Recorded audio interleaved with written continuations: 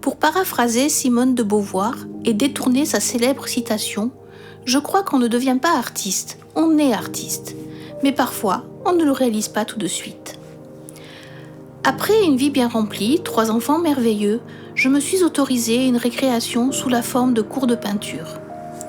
À dire vrai, j'ai toujours créé. Au collège, je fabriquais déjà des bijoux fantaisie. J'ai longtemps pratiqué l'art postal, touché à plusieurs techniques, curieuse de tout ce qui est artistique.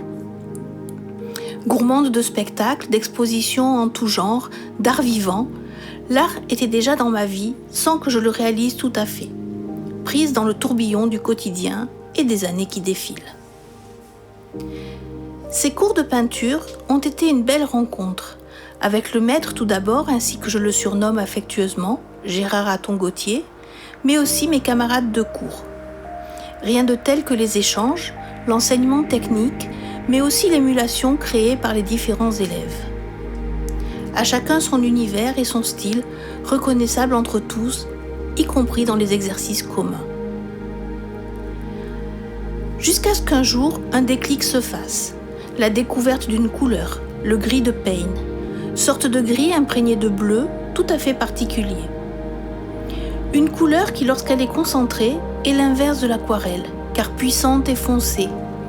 C'est celle qui orne la couverture de mon livre, Thé matinal rêverie de l'aube, pour lequel nous sommes réunis ici. Elle est aussi celle du pelage des chats de Venise, mes chats aléatoires ou mes chats amoureux. Cette rencontre et quelques encouragements, ici ou là, ont fait que j'ai osé me lancer, m'affirmer comme artiste. J'ai eu la chance de pouvoir exposer et proposer mes œuvres à la vente. J'ai renoué avec mes anciennes passions, y alliant les nouvelles, créant des bijoux contenant de mini-aquarelles sous un cabochon de verre.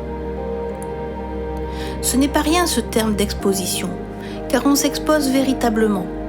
On donne à voir quelque chose de soi, on prête le flanc à la critique. On ne peut plaire à tout le monde, mais on peut toucher certains. Et c'est là l'essentiel de ce que je recherche.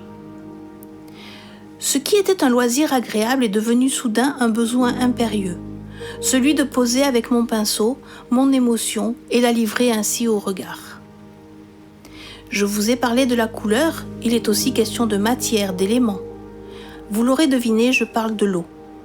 Elle est omniprésente dans ma vie et dans mon art, le titre de mon exposition s'est donc imposé, l'eau dans tous ses états. J'aime la mer, j'en ai un besoin physique, je ne peux vivre loin d'elle. Il n'y a pas pour moi plus beau spectacle que la mer scintillante sous le soleil. J'ai d'ailleurs écrit « Lorsque le jour se lève, les étoiles vont nager dans la grande bleue. Bercées par les vagues, elles s'endorment tout doucement. Leurs rêves sont aussi beaux que nos nuits, teintés d'indigo et parfumés d'embrun. L'eau est partout, à Venise également. Elle est libre, sauvage, s'insinue, inonde, submerge. Elle est le vecteur des pigments de l'aquarelle. Elle ne se laisse pas vraiment dompter. Elle donne l'illusion de se laisser maîtriser pour mieux fuir et n'en faire qu'à sa tête en toute liberté. Je la retrouve également dans la fluidité de la soie sur laquelle je peins ou que je teinte pour accrocher des arcs-en-ciel au cou des femmes.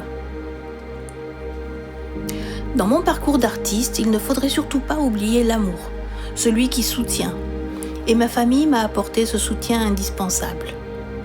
2 de mes enfants sont graphistes et ont contribué à plusieurs projets.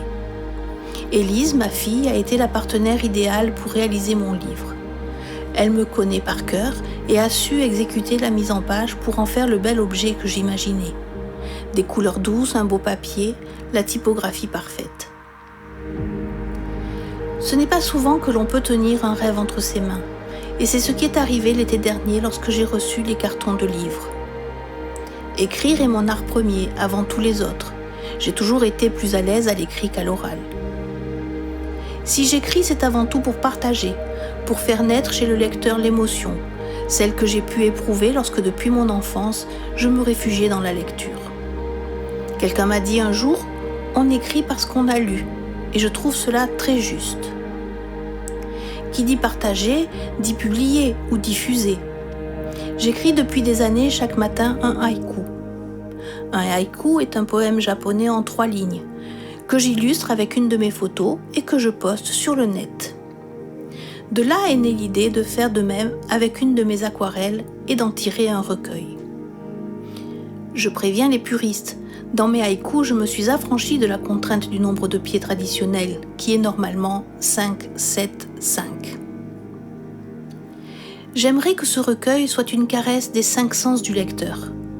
La vue avec les couleurs douces des aquarelles, le toucher grâce au papier dont le grain rappelle celui du papier spécifique à ce médium, l'ouïe par la musicalité des haïkus, l'odorat grâce à la senteur particulière du mélange d'encre et de papier, le goût enfin par le souvenir des saveurs évoquées par certains de mes vers.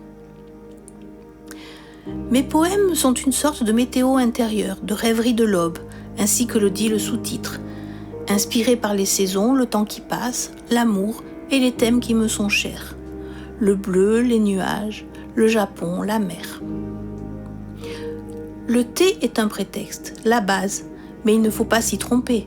Les 72 pages ne lui sont pas consacrées en totalité. Le terme de météo intérieure est réaliste. Chaque poème évoque un instantané de mon émotion passagère. Chacun est un souvenir d'un instant T, d'une humeur personnelle, mais qui peut être partagée et, je l'espère, ressentie par le lecteur.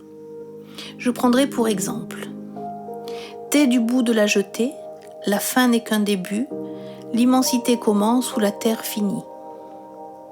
L'aquarelle est inspirée d'une photo prise à un moment très précis. C'était le premier jour du déconfinement.